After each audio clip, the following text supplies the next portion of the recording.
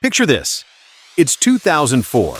You're in a store the size of a small aircraft hangar, surrounded by thousands of plastic cases, debating whether to rent The Notebook or Napoleon Dynamite, while your dad complains about late fees in the background.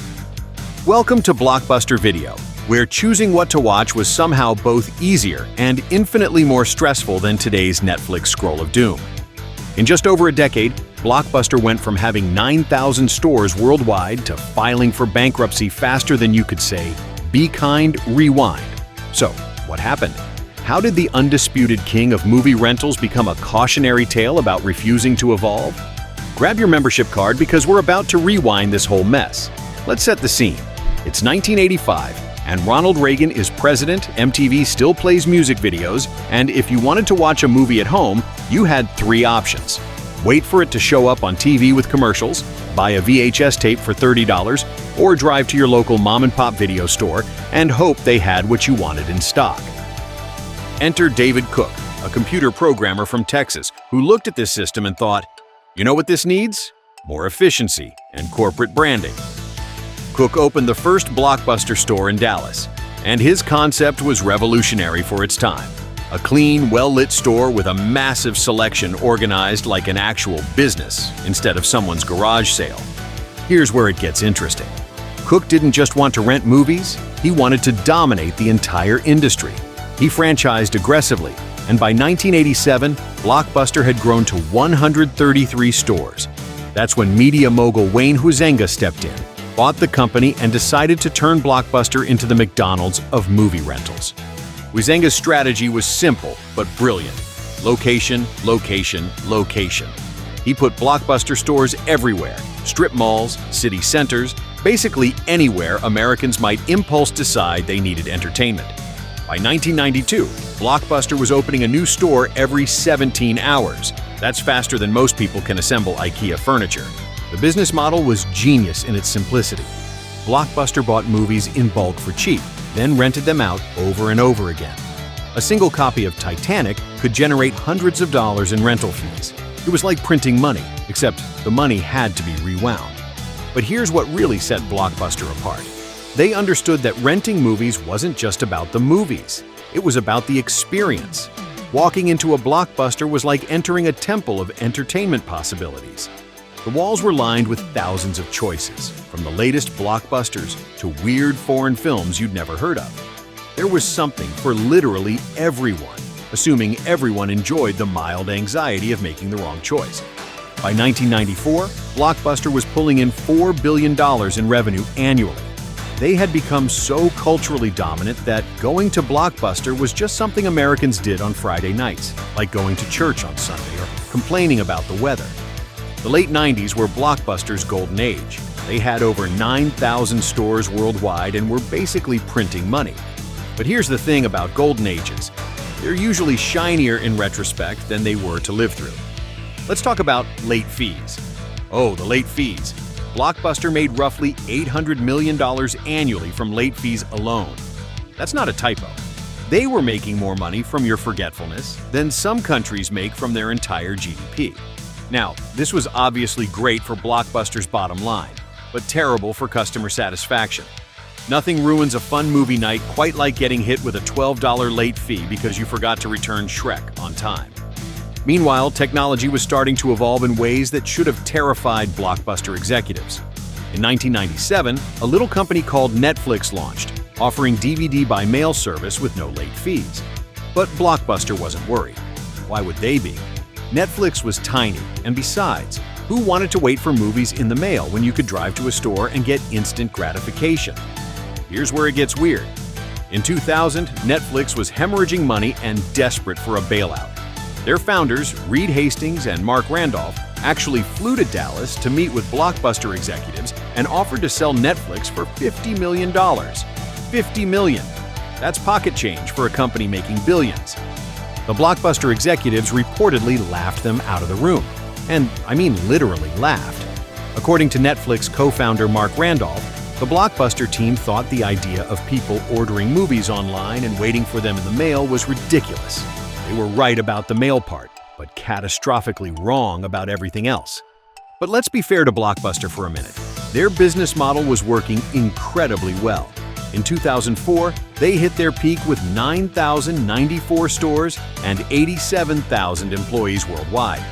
They were so dominant that the phrase Blockbuster night had entered the American lexicon. Parents planned their weekends around trips to Blockbuster. Kids learned to negotiate by debating which movie to rent. The problem was that Blockbuster had become too comfortable with their success. They were like that friend who peaked in high school and keeps wearing their Letterman jacket to their 10-year reunion. Success can be a trap, especially when it prevents you from seeing the cliff you're about to drive off. So, what went wrong? In a word, everything. But let's be more specific, because this is where the story gets truly fascinating in a train wreck sort of way. First, let's rewind to 2004. This was the year everything started unraveling, though Blockbuster didn't realize it yet. Netflix had grown from that little startup Blockbuster had laughed at to a legitimate threat with over 2 million subscribers. But more importantly, Netflix had figured out something Blockbuster couldn't seem to grasp. Customers absolutely hated late fees. So Netflix's strategy was brilliantly simple. No late fees, ever. Keep the DVD as long as you want. This was like offering free refills at a movie theater. Technically possible, but seemingly too good to be true. Except it was true, and customers loved it. Blockbuster's response was to launch their own online service in 2004, 4 years after Netflix had started. 4 years. In internet time, that's like showing up to a party when everyone's already gone home and the police are shutting it down. But here's where it gets really weird. Blockbuster's online service was actually pretty good. They had something Netflix didn't: physical stores. Customers could return online rentals to any Blockbuster store, which was genuinely convenient. In theory, this should have been a game changer. In practice, it was too little, too late. The real problem was that Blockbuster was trying to fight a war on two fronts. They were competing with Netflix online while also trying to maintain their massive physical footprint. It's like trying to be both a race car and a bus. You'll probably end up being neither. Then came the streaming revolution, and this is where Blockbuster's story becomes genuinely tragic. In 2007, Netflix launched their streaming service.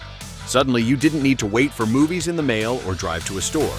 You could watch movies instantly on your computer. Blockbuster's response to streaming was, well, let's call it measured, by which I mean they basically ignored it for years. When they finally launched their own streaming service in 2008, it was too late and not very good. The financial crisis of 2008 didn't help either. When people needed to cut expenses, movie rentals were an easy target. But here's the kicker. While Blockbuster was struggling, Netflix was thriving. People were staying home more, and Netflix gave them an affordable way to be entertained without leaving their couch. By 2010, Blockbuster was hemorrhaging money and closing stores faster than they had once opened them. They filed for bankruptcy in September 2010, just 6 years after reaching their peak. That's a remarkably fast fall from grace, even by corporate standards. The writing had been on the wall for years, but Blockbuster executives seemed determined to pretend they couldn't read. They kept focusing on their physical stores while the entire industry was moving digital. So where is Blockbuster now? Well, that's a story in itself. After the bankruptcy, most stores closed, and the brand was sold to Dish Network. For a while, Dish tried to keep some stores open, but it was like trying to revive a dinosaur in the age of smartphones. Today, there's exactly one Blockbuster store left in the entire world, and it's in Bend, Oregon. One store, out of 9,000. It's become a tourist attraction, like a museum of a bygone era. People drive hours to visit it, take selfies, and remember what it was like to wander aisles looking for something to watch. But here's the thing that really gets me about the Blockbuster story. They weren't doomed by some unforeseeable catastrophe. They had multiple opportunities to adapt and survive. They could have bought Netflix for pocket change. They could have eliminated late fees years earlier. They could have invested seriously in streaming instead of treating it like an afterthought. Instead, they chose to double down on a business model that was already showing cracks. It's like watching someone receive multiple weather warnings about an incoming hurricane and deciding to host a beach party anyway. The cultural impact of Blockbuster's disappearance is hard to overstate. An entire ritual of American life just vanished. Kids today will never experience the unique stress of choosing a movie while your parents tap their feet impatiently, or the panic of realizing you forgot to return The Matrix and now owe $17 in late fees. So the next time you're scrolling through Netflix, paralyzed by too many choices and longing for the simplicity of just grabbing whatever was on the new release shelf, remember, you asked for this. We all did. And somewhere in Bend, Oregon, there's a lone Blockbuster store standing as a monument to the way things used to be. Back when choosing a movie was an adventure, late fees were the enemy, and Be Kind Rewind wasn't just a suggestion, it was a way of life.